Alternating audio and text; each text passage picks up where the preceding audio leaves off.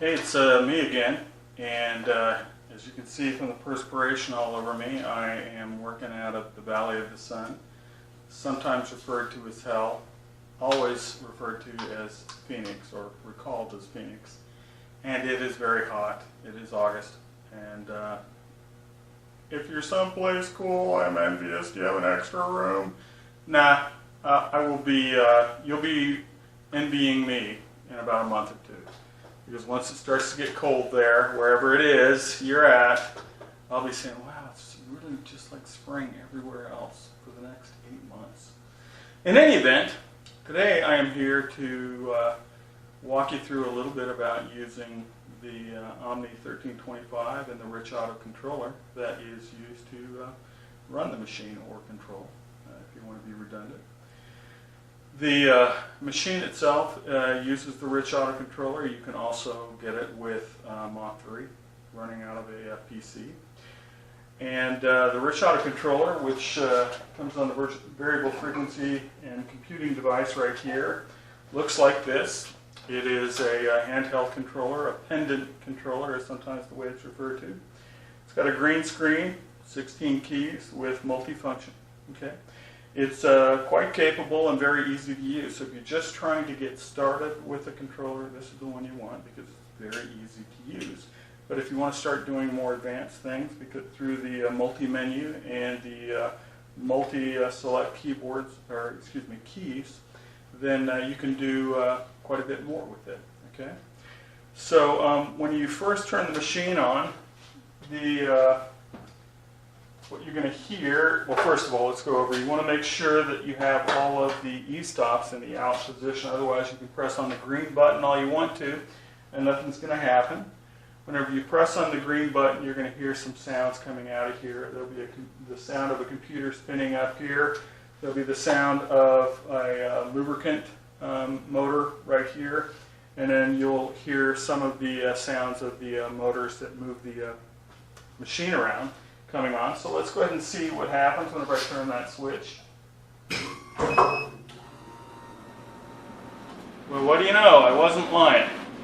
Okay, so whenever you look at the Rich Auto controller at start, it'll tell you that it is loading the operating system here. And you can see that, well, you can't see it, but I can see it. There's an option here, all axis home, Z axis home, no axis home. Okay, so you're going to always want to home the machine. That will establish a good reference point for the machine to know where it needs to be for all of the rest of the cut. So you're going to go ahead and press the green button, okay? And the machine is going to move to the home position.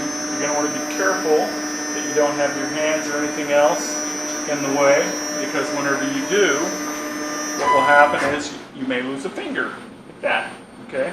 So let's not do that. Okay, so now I'm going to go ahead and press the yellow button, which just lets me know that, hey, it's been homed, and now I'm going to go back to the previous menu. And I'm going to go ahead and press the Y button, Y positive, and that will move it back. If you can see this real quickly, you can see that there is 1, 2, 3, and then 5, 6, and 7. These two are for X-axis movement, these two are for Y-axis movement, and these two are for Z-axis movement. I hope you can see that. I apologize. If you can't, I'll go back over. X-axis, Y-axis, Z-axis. So we have homed the machine. Now we're going to want to establish where the datum point is for cutting. So I'll come back in just a moment and we'll go over that.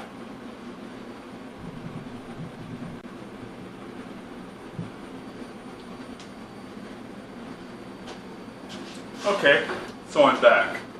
So what we're going to walk through real quickly here is loading a file up to cut with the machine and referencing or establishing a datum point, and then cutting the material.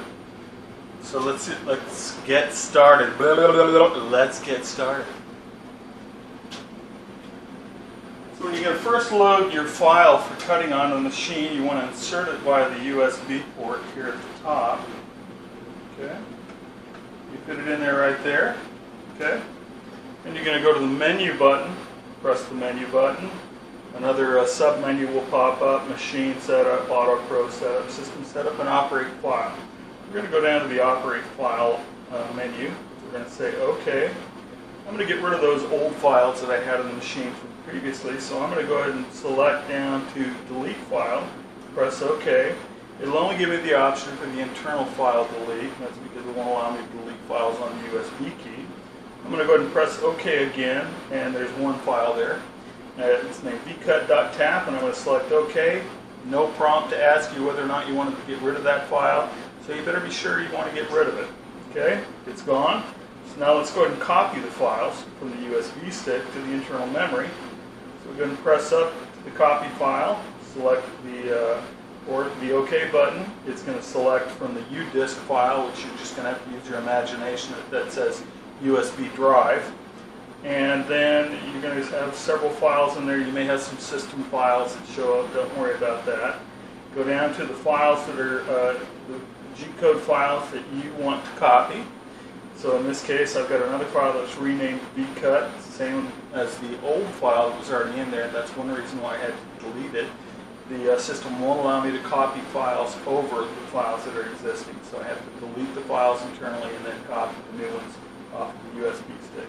So I'll go ahead and press OK, and the file copied properly. So now it gives me the option to select a file again, and so I'm going to select down to the next one because we're doing a V-carve. We're going to have a pocket cut with a 0.25-inch bit and the V-cut portion with a 90-degree bit. So I'll go ahead and select OK, and it's copying the files, and then it says OK. Alright, so we're going to go press stop, cancel, and we'll go to, let's go to Operate File and go back and confirm that we actually have the files in here. So I can select the menu down, there's copy, delete, and then view file. So we go in here and we're going to select an internal file. We have UDisk file, internal file, and recent file. It's got a little memory to it, so if you use the file over and over again, it will retain the memory of that file usage, and it will simplify a little bit your selection of previous, your selection for the next cut. So we look at the internal file, and yes, I've got the correct files in there. There's a pocket file and a vcut tap file. So I'm going to go ahead and press the yellow button. That's pretty much the stop, cancel, escape, whatever you want to call it. It has stop written on it and cancel. And I'm going to go ahead and back all the way out to the top level menu. It's now got me a little message that says flash disk is okay. That basically was there because whenever I went to the menu or to the file operations menu, then it had to read the USB file and tell me whether or not it thought it was good. So I'm going to go ahead and pull that out now and close it up so I don't get any dust in it. And so now I'm going to move the spindle to the reference point for this piece of material to be cut from. So in this case, you can't see it, but on my machine, this axis is the x-axis, that axis is the y-axis, and this axis is the z-axis. So I have established this upper left corner facing from the operator's position to be the datum point for this cut. So I've got my clamp in the way a little bit there, so I'm going to move it back a little bit, tighten it back down, and that way I can get the spindle down into the right spot to measure. So I'll move here, I'm a little bit off in the X and quite a bit off in the Y, and of course all the way off in the Z. So I'll move it forward by pressing the Y negative button, and you can see it's moving forward. Okay. So now I'm going to move the X in the positive, so I'll press the 1 button.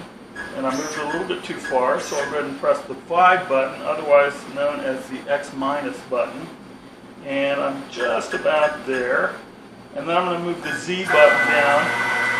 And because I've got a V bit, the V bit allows me to get a very sharp point as to where it is that I'm actually referencing the spindle off of.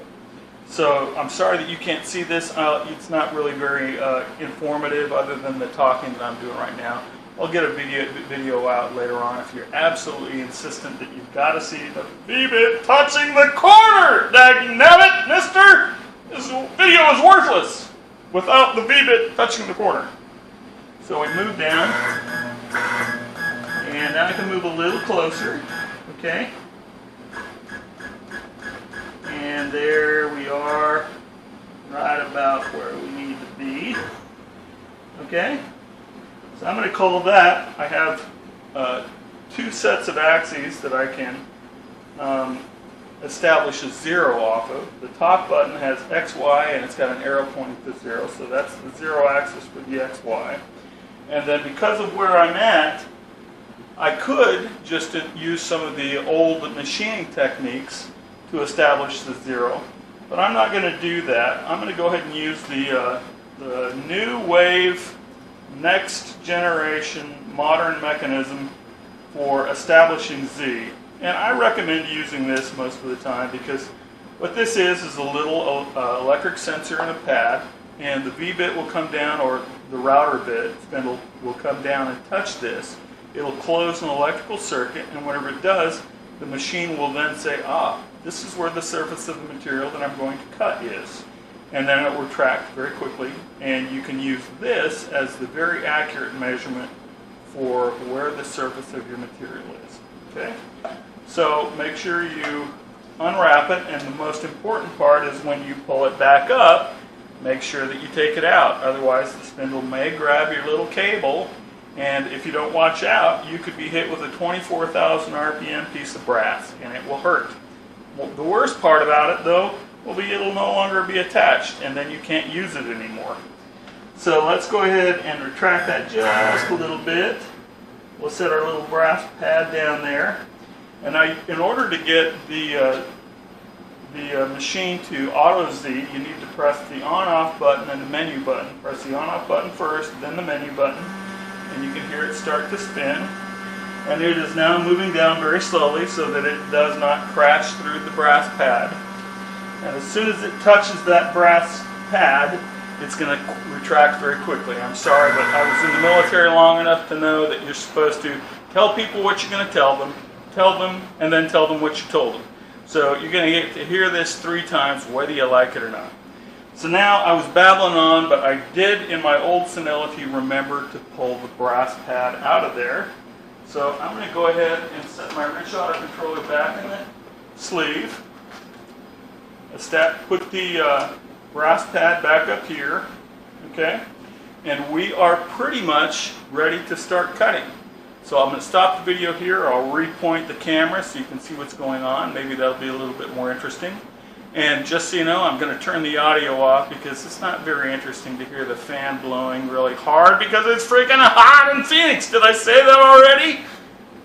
And then you can watch the cutting, and I'll put some entertaining sort of, I don't know, elevator music. If you're lucky, you might get a little Led Zeppelin. I don't know.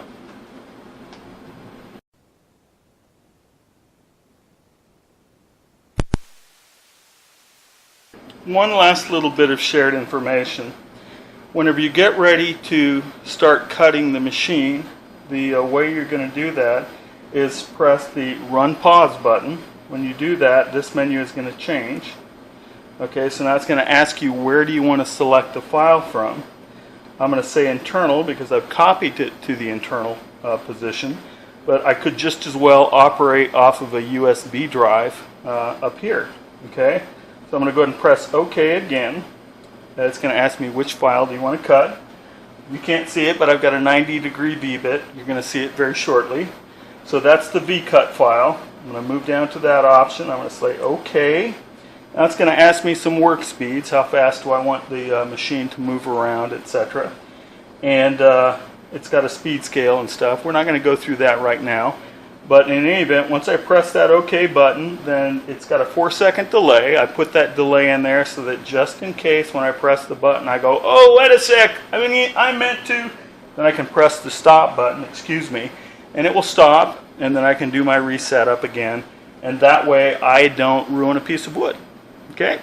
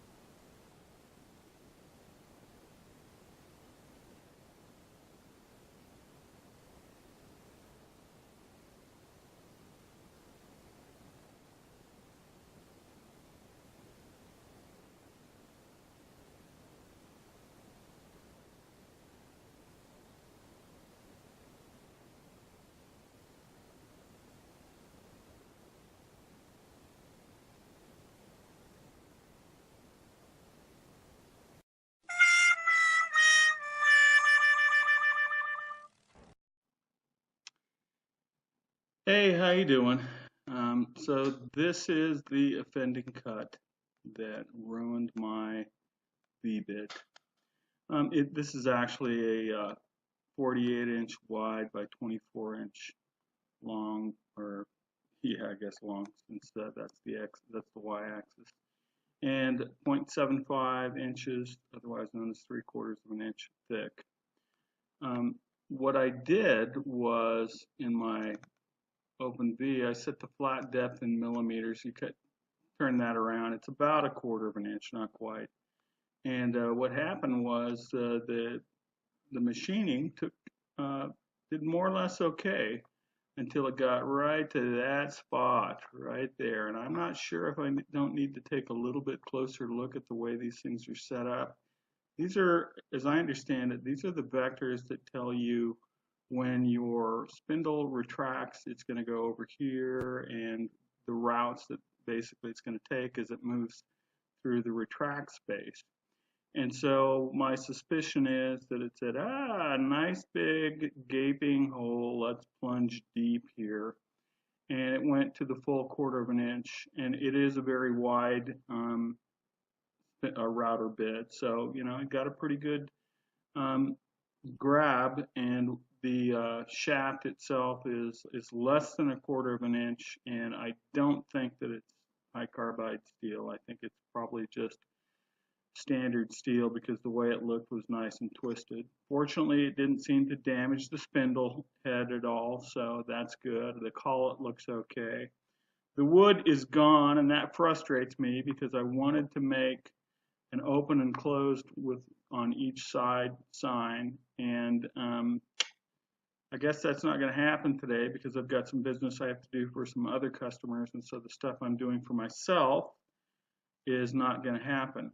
But in any event, keep this in mind whenever you're setting up your cuts, that what quality bits do you have? I'm not going to put any.